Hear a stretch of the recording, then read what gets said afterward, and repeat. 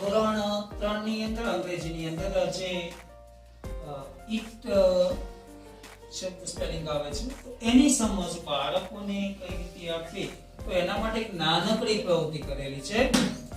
હવે આપણે હી અને શી વિશે બધા શીખી ગયા છો? બરોબર. ચલો, હી કોના માટે વપરાય? કોના માટે? અને શી કોના માટે વપરાય? છોકરીઓ માટે. તો આપણે માની લો કે જયેશ વિશે બોલવું છે તો કઈથી બોલીએ આપણે?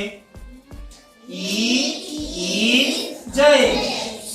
નામ આગળ અ લાગશે નહીં. ઈ ઇઝ જયેશ. પણ છોકરી વિશે બોલવું છે ઇઝ ગર્લ. અ નહીં લાગે. She is girl. તો આ વસ્તુ આપણે શીખી ગયા ને.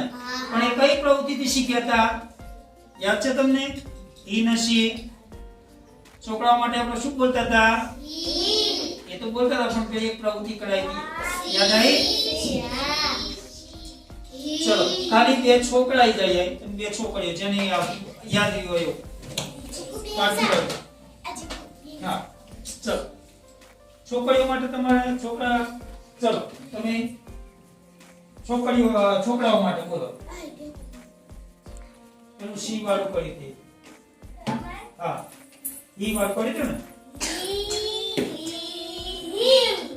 હી એ ગલત છે. ચલો આના માટે સી. હા, એટલે આપણે કરી દે ને. સરસ. ઓકે, આ વસ્તુ આપણે શીખ્યા હતા ને, બરોબર? હવે હી અને શી નું તમને ખબર પડી ગયેલું છે. આ બાજુ બધાને ધ્યાન.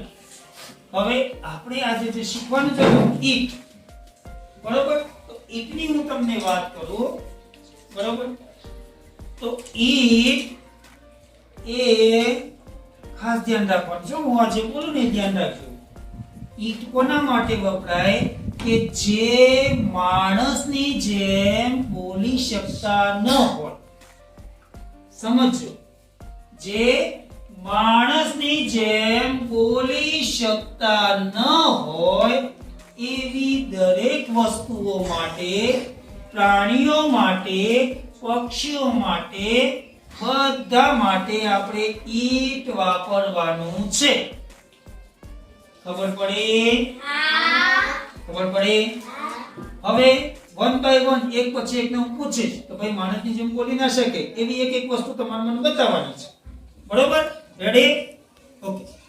ચલો, માણસની જેમ બોલી ના શકતું કોઈ એવું કઈ વસ્તુ તારી પાસે? ચલો આ બાજુ. કંપાસ. આ કંપાસ છે.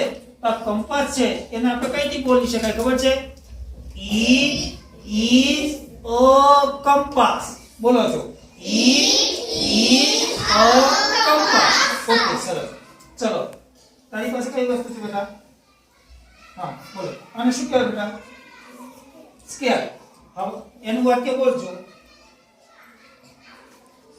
It is a scale. બોલો છો?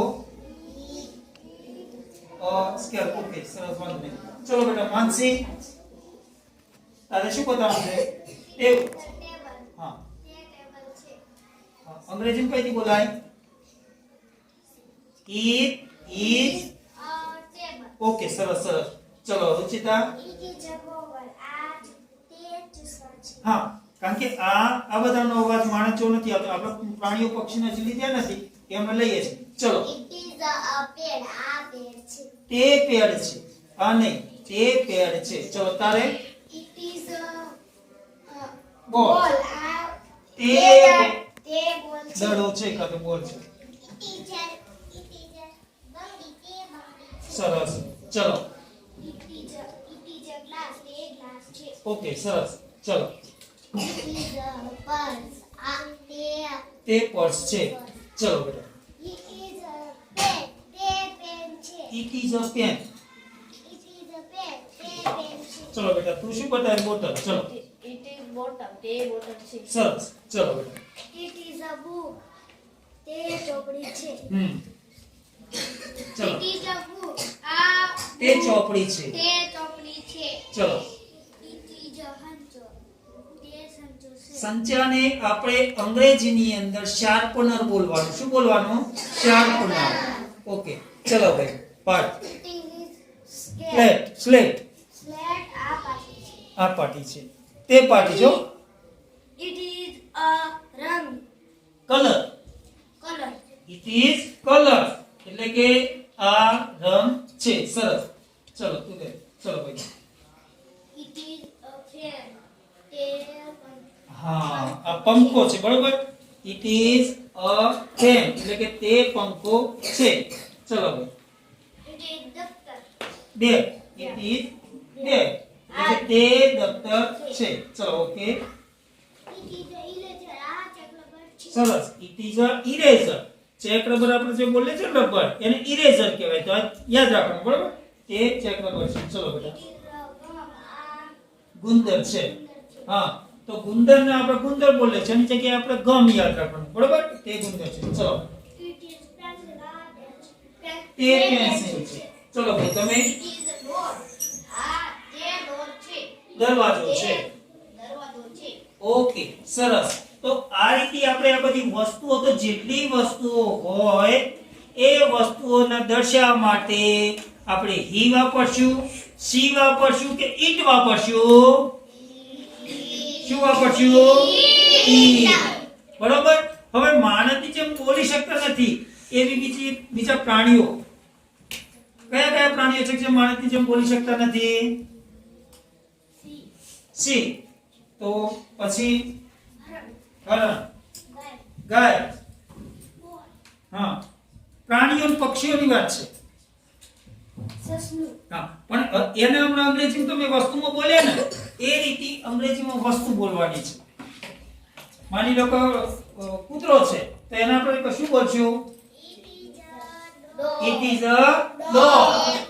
ચલો, બિલાડી છે તો ઇટ ઇઝ અ કેટ જોરથી બોલો.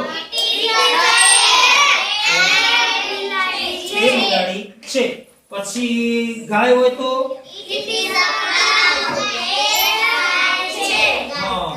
પછી માની લો કે વાઘ હોય તો છે. પછી માની લો કે ભેંસ હોય તો હા, ઇટ ઇઝ અ બફેલો કે તે ભેંસ છે. ચલો, માની લો કે શિયાળ હોય તો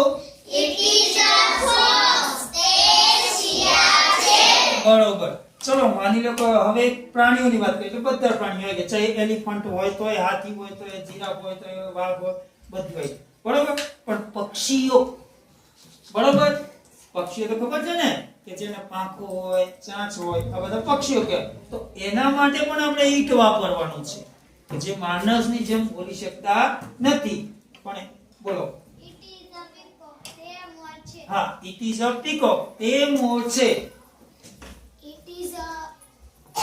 એ આવી ગયું બેટા એની અંદર. સ્પેરો, સ્પેરો તે ચકલી છે. જે પોપટ છે. ચલો, છોકરામાંથી કોઈને યાદ નથી. પછી માની લો કે ઝાડ, પક્ષીઓ બધા આવી ગયા. પછી ઝાડ હોય તો ઝાડને પણ અંગ્રેજીમાં આપણે ઈટ જ કરવાનું છે. બોલો બેટા. It is a tree. ઝાડને શું કહેવાય? ટ્રી. ટ્રી, બરોબર. એટલે કે તે ઝાડ છે. પછી હા, ઇટ ઇઝ અ ટ્રી. પછી ઝાડનું નામ આવતું હોય ઇટ ઇઝ અ માની લો કે વડનું છે, બરોબર. તો બનિયન ટ્રી કરી નાખો તો પણ ચાલે, બરોબર. ચલો, હા, બરોબર. ચલો, તારા બેટા. કુકડો છે એ બધા પક્ષીઓની અંદર આવી ગયા ને.